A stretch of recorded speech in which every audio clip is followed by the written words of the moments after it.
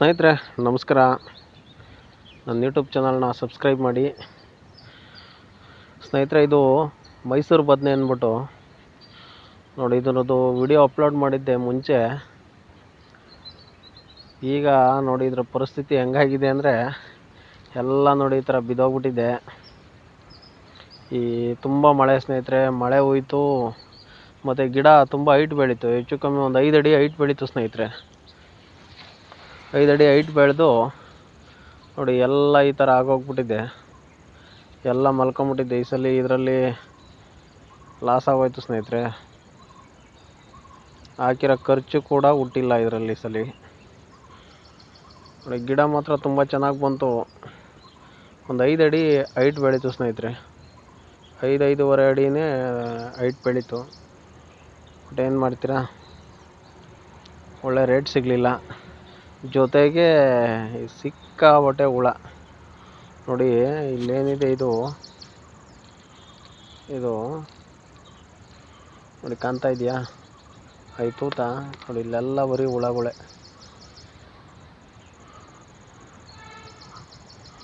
ನೋಡಿ ಎಲ್ಲ ಹುಳಗಳು ತಿಂದಾಕಿದೆ. ಇರಲಿ, ಏನು ಮಾಡೋಕ್ಕಾಗಲ್ಲ. ರೈತರಿಗೆ ಒಂದೊಂದ್ಸಲ ಹಿಂಗಾಗುತ್ತೆ, ಆಗ್ತಾವೆಲ್ಲವೂ. ರೈಟಿಗೆ ಸಿಗಬೇಕು ಅಂತ ಏನಿಲ್ಲ. ಈ ಬೆಳೆ ಹೋದ್ರೆ ಏನಂತೆ, ನೆಕ್ಸ್ಟ್ ಇನ್ನೊಂದು ಬೆಳೀಲಿ. ಇದಕ್ಕೆ ಖರ್ಚು ಮಾಡಿರೋ ದುಡ್ಡು ಕೂಡ ಎತ್ತೋಣ.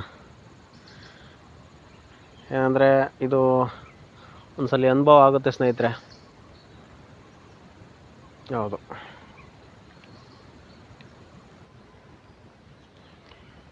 ಒಳ್ಳೆಯದಾದರೆ ಅದೊಂದು ಅದ್ಭುತ, ಕೆಟ್ಟದ್ದಾದರೆ ಅದೊಂದು ಅನುಭವ ಅಂತ ಯಾರೋ ದೊಡ್ಡವ್ರು ಹೇಳ್ತಾರೆ ಸ್ನೇಹಿತರೆ. ಸೊ ಈ ಮೈಸೂರು ಬದನೆಯಲ್ಲಿ ಇಷ್ಟೊಂದು ಹುಳ ಅಂತ ಗೊತ್ತಾಗಿದ್ದು ಈ ಸಲ ನಾನು ಬೆಳೆದಾಗಲೇ ಗೊತ್ತಾಗಿದ್ದು. ಇನ್ನೊಂದು, ಇದರಲ್ಲೇ ಗುಂಡ ಬರುತ್ತೆ, ಸ್ವಲ್ಪ ನಿಮಗೆ ಪರ್ಪಲ್ ಕಲರ್ ಬರುತ್ತದು ಕಾಯಿ, ಗುಂಡು ಕಾಯಿ. ಅದು ಇಷ್ಟೊಂದೇನು ರೋಗ ಇರಲ್ಲ.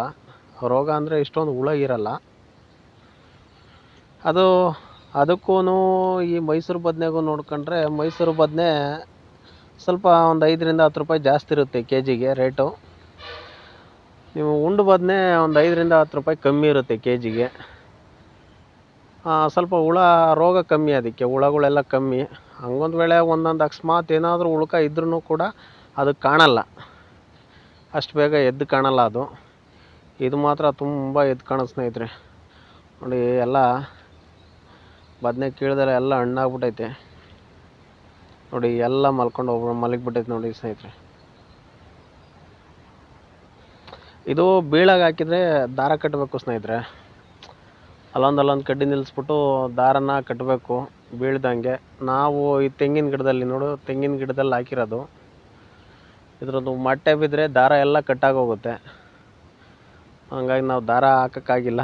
ಹಂಗೂ 2 ಸಲ ಬುಡಕ್ಕೆ ಮಣ್ಣು ಕೊಟ್ಟು ಏನೂ ಪ್ರಯೋಜನಕ್ಕಾಗಿಲ್ಲ ಸ್ನೇಹಿತರೆ. ಎಲ್ಲ ಬಿದ್ದೋಗ್ಬಿಟ್ಟೈತೆ. ಮತ್ತು ಇನ್ನೊಂದು ಸ್ನೇಹಿತರೆ, ಈ ಬದನೆ ಗಿಡದಲ್ಲಿ ಕಳೆ ಜಾಸ್ತಿ ಇರಬಾರ್ದು. ಕಳೆ ಜಾಸ್ತಿ ಇದ್ದಷ್ಟು ಹುಳ ಜಾಸ್ತಿ ಆಗ್ತಾ ಹೋಗ್ತವೆ. ನೀವೇನೇ ಔಷಧಿ ಹೊಡೆದ್ರೂ ಕೂಡ ಕಂಟ್ರೋಲಿಗೆ ಸಿಗಲ್ಲ. ಇದರಲ್ಲಿ ಏನಾಗಿದೆ ಅಂದರೆ, ಈಗ ಈ ಥರ ಎಲ್ಲ ನೋಡಿ, ಇದು ಸಾಲು. ಈ ಸಾಲಿಂದ ಈ ಸಾಲಿಗೆ ಹೆಚ್ಚು ಕಮ್ಮಿ 2.5-3 ಅಡಿ ಬರುತ್ತೆ. ಈ 3 ಅಡಿ ಗ್ಯಾಪ್ ಒಳಗೆ ಕಳೆ ಕೀಳ್ಸೋಣ ಅಂದ್ರೆ ನೋಡ್ರಿ, ಎಲ್ಲ ಈ ಥರ ಮಲ್ಕೊಂಬಿಟ್ಟೈತೆ. ಗಿಡ ಮಲ್ಕೊಂಡಿರೋದು ದೆಸೆಯಿಂದ ಇಲ್ಲಿ ಏನು ಮಾಡೋಕ್ಕೂ ಕೂಡ ಆಗ್ತಾಯಿಲ್ಲ.